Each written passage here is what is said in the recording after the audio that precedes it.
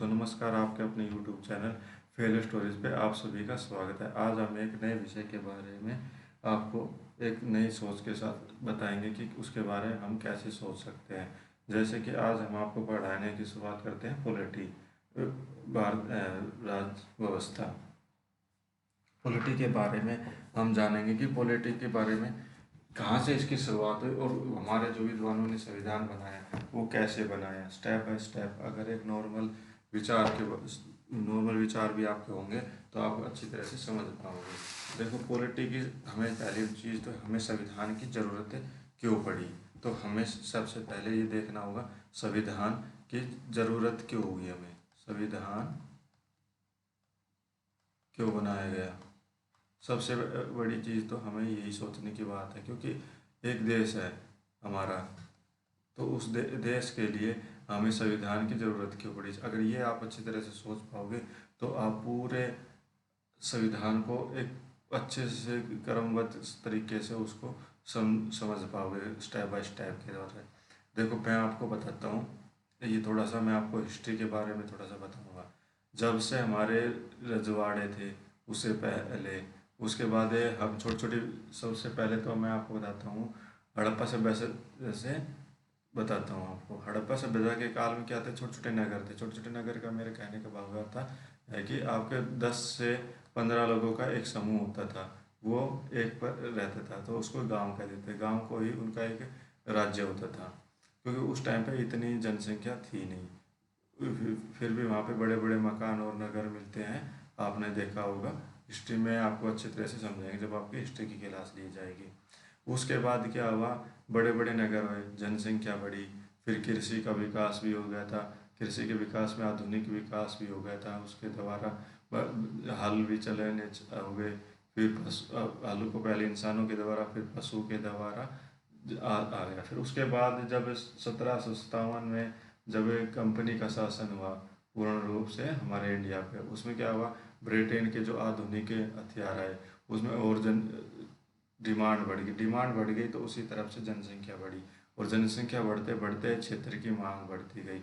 और क्षेत्र क्या, कभी कोई जैसे जंगल में रहते थे, यहाँ पे कोई पहाड़ है और पहाड़ पे यहाँ पर पहले जो जनजाति रहती थी, अब यहाँ से वो जनजाति जा करके यहाँ इस वाले पहाड़ पे चली गई, तो इसका जंगल काट करके इसका साफ किया और यहाँ पे कृषि क्षेत्र के लिए जगह बनाई। क्योंकि उस टाइम पे हमारे 1980 के टाइम तक भी कृषि सबसे प्रमुख अर्थव्यवस्था थी।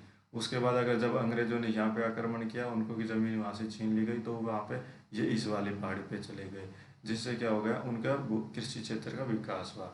और ये क्या, अभी मान के चलो एक रफली है, हमारा ये भारत है।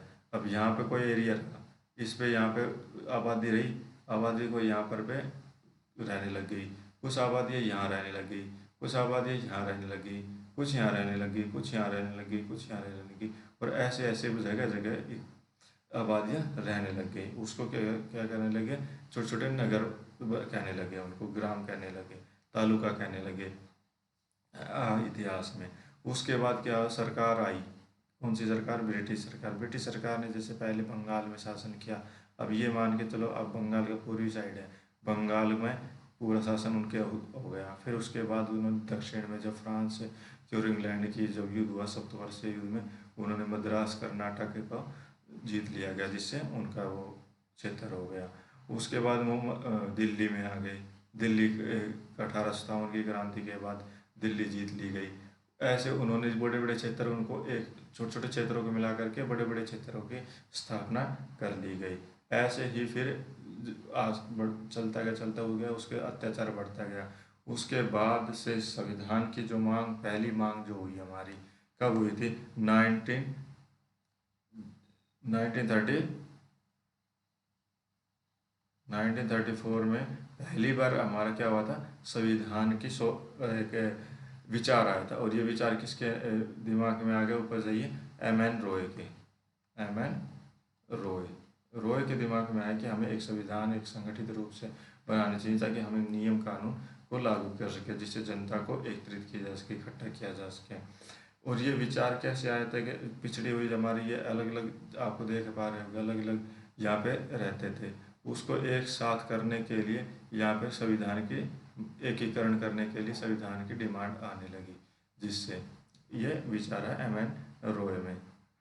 उसके बाद क्या हुआ 1935 में, 1935 में क्या हुआ कि कांग्रेस के द्वारा, भारतीय राष्ट्रीय कांग्रेस के द्वारा हमारे आधिकारिक रूप से संविधान की मांग की गई। ठीक है, कब है 1935 में। उसके बाद क्या हुआ 1938 में कांग्रेस के द्वारा ही जो भी संविधान सभा की बनेगी उसमें मताधिकार वोटिंग सिस्टम के तहत उनको जितनी जनसंख्या है, जैसे जो प्रतिनिधि चुने जाते हैं ना हमारे एमएलए, और उनके वो हमारा जो संसद पार्लियामेंट में आज के टाइम पर प्रतिनिधि होते हैं हमारे ही, जो हमारे विकास के लिए कार्य करते हैं। इसलिए उनको एक हर जाति के हिसाब से, उनको एक जनसंख्या के हिसाब से, जाति की जनसंख्या के हिसाब से उनको वोटिंग अधिकार दिया जाए, और उसमें बाहरी क्षेत्रों का ना दिया जाए। बाहरी क्षेत्र मतलब जैसे इंग्लैंड को, फ्रांस को और डच को आदि जो भी हमारे यहाँ पे शासन करते थे जगह जगह पे, उनको वोटिंग का अधिकार ना दिया जाए 1938 में। उसके बाद 1940 में हमारे जवाहरलाल नेहरू द्वारा क्या किया गया, अगस्त प्रस्ताव पास किया गया। अगस्त प्रस्ताव में क्या था कि अभी सोच के सोचो, अगस्त प्रस्ताव संविधान के लिए बनाया गया। अगर आप नॉर्मली भी सोचोगे, अगर ऑप्शन में आ गया तो आप आराम से सोचोगे इस पर हमें क्या होगा कि भाई किसी भी प्रकार का भेदभाव न किया जाए।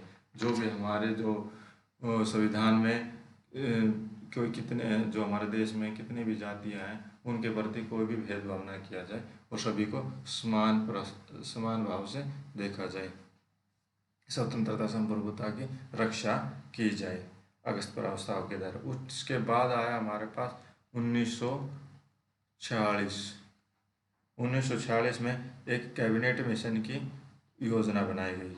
ठीक है, कैबिनेट मिशन योजना के तहत हमारी संविधान सभा का गठन किया गया। संविधान सभा का अभी हम आपको पूरी डिटेल बताते हैं। ये एक हिस्ट्री प्रीफिक्स में, इसको आपको याद रखना चाहिए संविधान को समझने के। हमें क्या बनी हमारी संविधान सभा।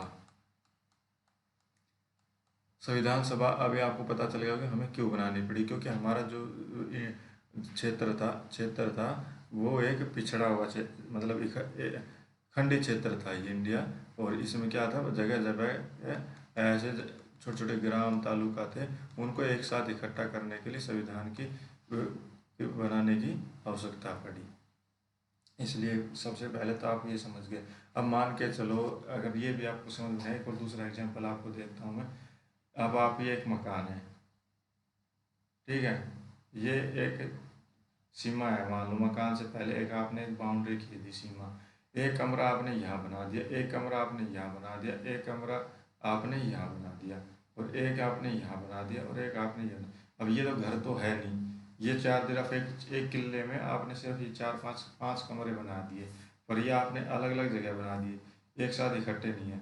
तो इसको क्या बोलते हैं, छोटे छोटे एक आदमी तो यहाँ रहेगा, एक यहाँ पे रहेगा, तो जिससे क्या होगा एक दूसरे में यहाँ पे जो इसके कानून है वो अलग होंगे, इसके कानून अलग होंगे, और इसके कानून अलग होंगे, इसकी सीमा अलग हो जाएगी, इसकी सीमा अलग हो जाएगी, तो जिसमें ये संगठित नहीं रह पाएंगे। और इसी को अगर एक साथ बना दिया जाए, एक अच्छे से घर बना दिया जाए यहाँ पे आराम से ऐसे करके, और आराम से देखो कितना अच्छा लग रहा है। अगर ये बन जाएगा तो और अच्छे से और संगठित इस तरह से रखेंगे, क्योंकि एक से एक क्या होता है, दो होते हैं, और एक से 11 भी होते हैं। तो आपको क्या करना है, एक से 11 करना है। और संविधान सभा इसी को लिए, इनकी जो सोच थी, उनकी जो साइकोलॉजी था, उनकी जो फिलोसफी थी, ये कहना चाह रहे थे कि हमें एक साथ सभी भारतीयों को जोड़ के रखना है। जो हमारे यहाँ पे विभिन्न प्रकार के क्या होते हैं, धर्म होते हैं, रिलीजन है, उनको सभी को एक साथ ला करके और एक अच्छा विकसित भारत बनाने की उनकी सोच थी।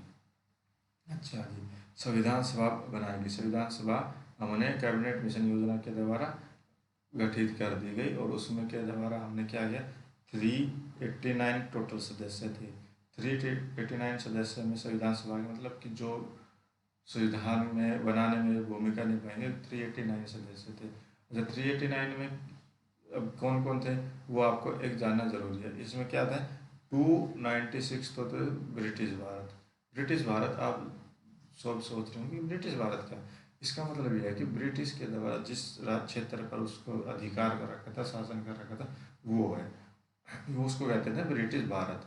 और जो बच गए कितना, 93 सदस्य, 93 तो देसी देसी जो रियासत थी उनको, उनके सदस्य थे। देसी रियासत क्या होती थी, जो इनडायरेक्ट तरीके से, मतलब राजा से ब्रिटिश सरकार ने वहाँ पे ब्रिटिश शासन था पर इनडायरेक्ट तौर पे था। ब्रिटिश शासन का क्या था, वहाँ पे एक अधिकारी चुन दिया जाता था और उनको एक सेना दे दी जाती थी, ब्रिटिश सेना ही, जिससे क्या होता था, उसका जो भी जन खर्चा था वो राजा ही निर्वाह करता था। और एक वार्षिक आय, जो आज के टाइम में हफ्ता बोल सकते हैं आप या टैक्स बोल सकते हैं, वो ब्रिटिश सरकार को देते थे। 93 सदस्य इससे चुने गए थे। अच्छा, इसके बाद क्या हुआ, ये सब कुछ हो गया।